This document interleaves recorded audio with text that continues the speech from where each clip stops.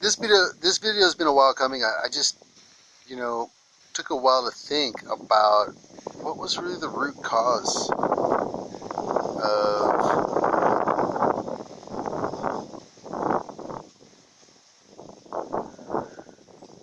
climate change and the degradation of the environment and contamination of people's bodies and minds and the earth. What's making it so that the earth is, hurting and contaminated and violated? All of these different groups of people all used all different kinds of words. But I just want to focus on the cause of the problem, not the problem itself.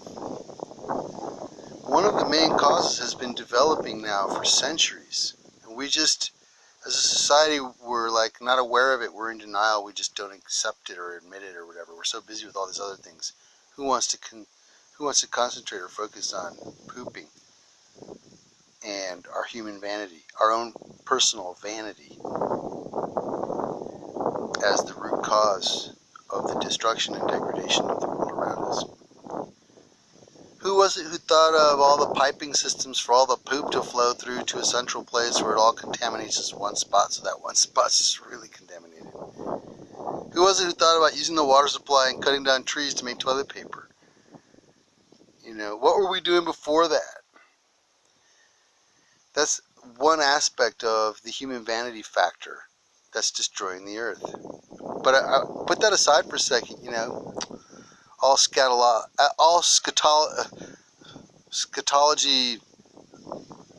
aside.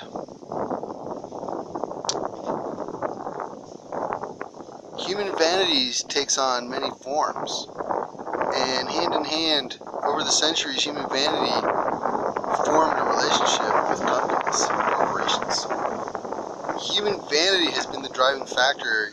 Centuries ago, somebody smelled like their body odor after a long day of work, and they came home and they smelled really bad. Somebody said, "Hey, he smells nice," because some other guy had come back from India or whatever with a fragrance or a spice. So this competition to smell better, to look better, to have better hygiene all the time. I'm not so sure that was so good for us or the earth. If you're always cleaning all the countertops with Lysol and sprays and killing, you don't develop immunities. You don't have antibodies. You don't develop an immune system that can defend itself from something like the coronavirus. Your personal vanity is what has been destroying your well-being, actually. And along with that, the corporations that developed over the centuries with that, like the perfume corporations, the companies that make perfume and deodorant. Actually, deodorant is not even a good thing for you to put on your body. If you look at the ingredients, you're putting like these chemicals on the glands, some of the most important glands in your body. And actually, there's been studies that show that deodorant is a cause of cancer. Long-term deodorant use. I never really use deodorant. I'm sorry. Actually, I'm not sorry. So I smell the way I smell. That's the way it is. That's what life's all about. But let me explain something really crazy about human vanity. Okay? Lysol and all that stuff spraying down the countertops, all those chemicals come from chemical companies. Dow Chemical. Right? The Dow Index, whatever, right? Dow. The chemical companies are controlling the index almost, right? Okay, so forget about the chemical companies for a minute. What about your personal vanity on a personal level, like makeup? How about shampoo, eyeliner, lipstick, toothpaste, all kinds of different ointments and gels and shampoos and conditioners and all these things to make your body look more beautiful. Where do you think all these things come from?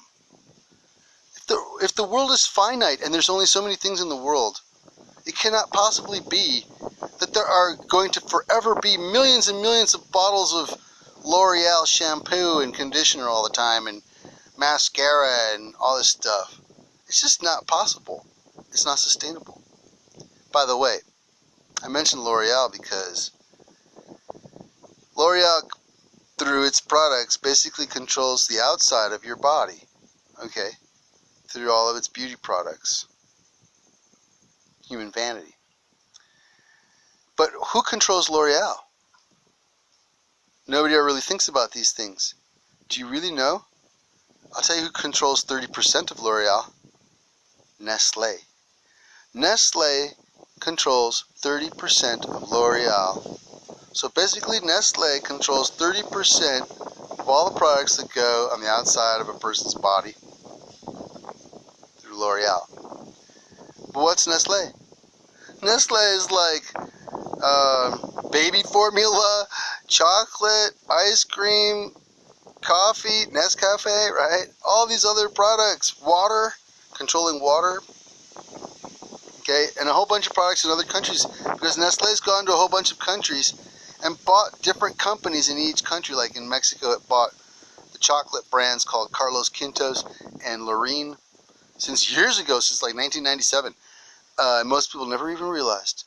Nestlé bought the brands of a lot of different things and controls the flow of water in southern Mexico practically, along with Coca-Cola.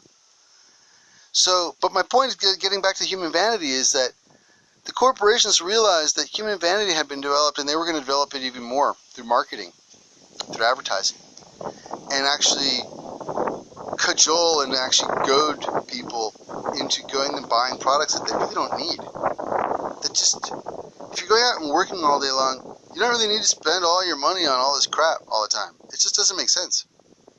Besides, all those things are toxic to your body, because if you, again, forget about deodorant and the chemicals in deodorant. Check out any of the other products by L'Oreal or Nestlé. Almost all of them have some toxic element in them. And almost all of them are destroying the earth. In the process of all of them, where's the factories? Where do they make millions of bottles of L'Oreal shampoos? And what is it that goes in them exactly? You see, you have to understand, this is just not a sustainable thing. And most of what's not sustainable about the world and the way we're managing it all goes back to human vanity as the main root cause for the destruction of the environment and the world that we live in. If you live in a house, wherever, New York, Chicago, doesn't matter, all of your water goes down a tube. It doesn't even go back out on the land to be allowed to evaporate into the air again to form a cloud. You've cut down all your trees, which is not really a human thing to do. Actually, if you rely on trees for shade and oxygen and food and work and whatever, then you're not really being smart with the management of your resources. Again, for human vanity, we've cut all our trees down just so we can wipe our butts. That's just silly. So, we cut all our trees down, we degrade our environment, we don't allow the water to evaporate into clouds again, we don't create interchange of gases between trees and humans, so there isn't any. Do you realize what the byproduct of the interchange of gases is between humans and trees and plant vegetation? The byproduct is humidity. So if we cut all the trees down, then there's no interchange of gases really, and there's no humidity, there's less humidity. So really, everybody's being really dumb about the way they manage their resources, and if I was everybody else, I'd be going out right now looking about how I can plant 10 to 20 trees on whatever land I got. And even though I live in the city and I got just a couple balconies or whatever it is I got, I'm going to plant it up. I'm going to put oxygen around me. And maybe food and shade. And if you're not doing that, what are you doing? And what good is it you're doing? Because I guarantee you, most of the people who are not in touch with the earth are suffering from human vanity and corporations that prey upon their thoughts of human vanity in order to get money out of them for products that they don't need, all based on the desire to look better or smell better. That's just silly. The world's going to hell in a handbasket. Who the hell cares how you look or what you smell like? I mean, seriously, I don't think anybody in the hospitals right now with coronavirus are thinking about the way I look or smell, or the way anybody else looks or smells. I don't think they really care. But I bet you, if we had managed the world a little different, we probably wouldn't be looking at the problems that we have today. But we've been misled by false leaders like Donald Trump.